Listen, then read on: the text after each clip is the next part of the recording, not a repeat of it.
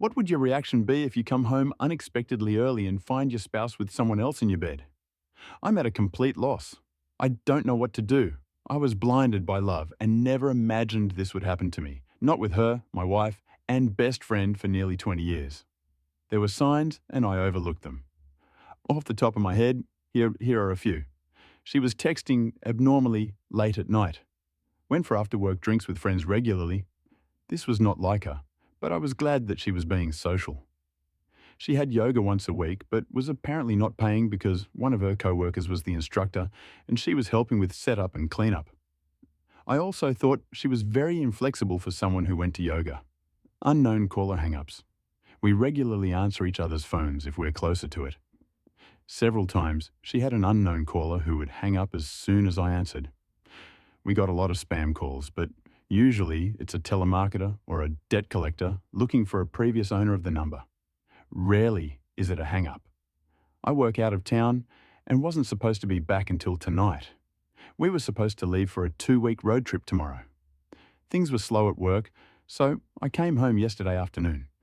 This trip was to give us a little alone time since we've been so busy with family and friends this summer. When I got home, there was a truck in my driveway that I didn't recognize. My neighbor just recently asked me how I liked the new truck, but I thought he was mistaken and didn't think much of it. As soon as I could see the truck, I got a terrible gut feeling. I loved my wife and trusted her completely, but that feeling was there and strong. I snuck around the side of the house to our bedroom window. It was open, and I could hear them as I got close. I looked in the window, and my worst fear was confirmed.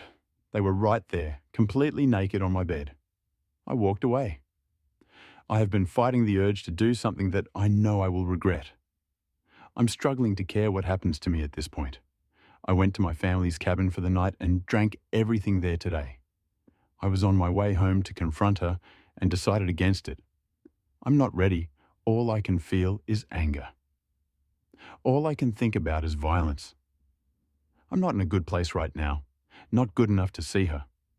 I'm back at the cabin right now. I have a 60-ounce bottle of rum and have been staring at it for an hour. I want to get drunk and forget this, but I don't want to get drunk and make bad decisions. I know this is a critical moment in my life, and my actions in the coming days will dictate the rest of my life. That's where I am. I need help, but I didn't know if I should tell my family about this. I decided to not drink the rum, but it's staying close by for now. I called my brother Matt, who is on his way and should be here in the next couple of hours. My wife just sent me a text saying she loves me and can't wait to go on our vacation. I haven't responded yet. Oh, and here are some notes to clarify some things, to make sure when I said wife and best friend, I was referring to the 2 roles my wife played in my life. The other guy was not my best friend or even someone I knew. I didn't get a great look at him, but from the quick glance and seeing his vehicle, I don't feel like it's someone I know. We do not have kids. We're planning to have them soon, though. We recently sold our house and were set to move closer to my job in September when the new owners take possession. I'm going to thank my neighbor, but I'm going to do it subtly like he did for me. When my brother arrived, we had a good long talk. He has been my true best friend, and I realized I need to always remember that and know that he will always be there for me without judgment, the same way I would be for him. He really sets the standard for what a true friendship is, even if we fight on occasion. Since I was supposed to be home last night, I decided to respond to my wife's text. We aren't allowed to have phones on site, so it was reasonable for me to only be texting her. She knows it's easy for me to sneak in some texts. I wrote her and said I needed to go to one of my company's remote sites and wouldn't be able to call her until the end of the weekend. I told her that I would cancel all the reservations and rebook later. She said that she could take her best friend with her this weekend to the romantic bed and breakfast on the vineyard that I booked. I knew it wasn't the best friend she wanted me to think would be going. I told her that I already gave it to my brother and his wife since it was non-refundable, and they would pay me back in a month. This morning, I cancelled all the reservations except the romantic one. My brother is coming with me. Fortunately, the hotel let us switch from the honeymoon suite to a room with 2 beds. There also happens to be a really nice lake and boat rentals nearby, so this just turned into a long overdue fishing trip with my brother. This means I'm free for the weekend. I don't have to write her or talk to her for a few days, so that relieved some stress and gives me more time to think. I'm currently in the mindset to get a divorce.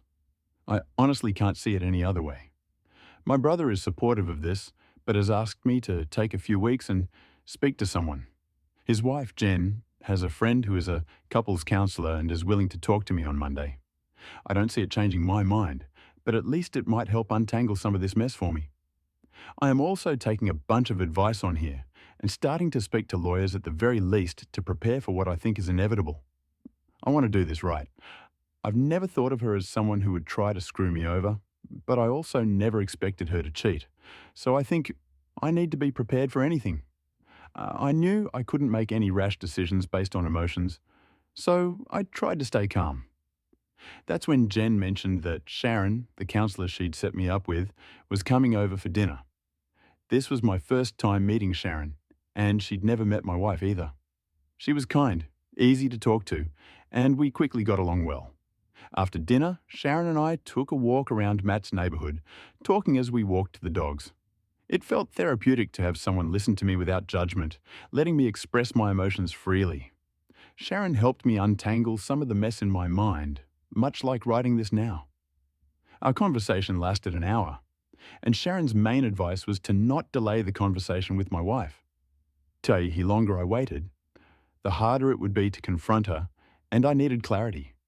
She emphasized that my wife was the only one who could give me that. Later that evening, Jen and Matt offered for me to stay with them as long as I needed, but I decided not to bother them too much and contacted my boss, who arranged for me to stay in company housing. It was a place I'd stayed in part-time, but now, with my boss's help, I could stay full-time for a few months if necessary. I decided to rebook with Sharon for a session later in the week and mentally prepared for the hard conversation with my wife. That Sunday night, I lay in bed wrestling with how to approach the situation. Every scenario I imagined made me either angry or sad, but I decided to just go with it, trusting I'd handle it under pressure. The next day, I said my goodbyes to Matt and Jen and drove home, wondering if the man I dreaded would be there when I arrived. I decided to drive by first, and thankfully, neither his truck nor my wife's car were there. I went inside to grab some essentials before heading to his apartment. His truck was there, but my wife's car wasn't. I texted her to see where she was, and she claimed to be at the grocery store. Doubting her, I drove by the store to confirm. Feeling dirty for doing so, I had to admit that my trust was shattered. Once sure of her location, I texted her again, urging her to come home so we could talk. She asked what was wrong, and I simply told her she needed to be honest with me, then turned my phone off. And that's the end of first part of the story. What do you guys think about the story so far? Let me know in the comments section.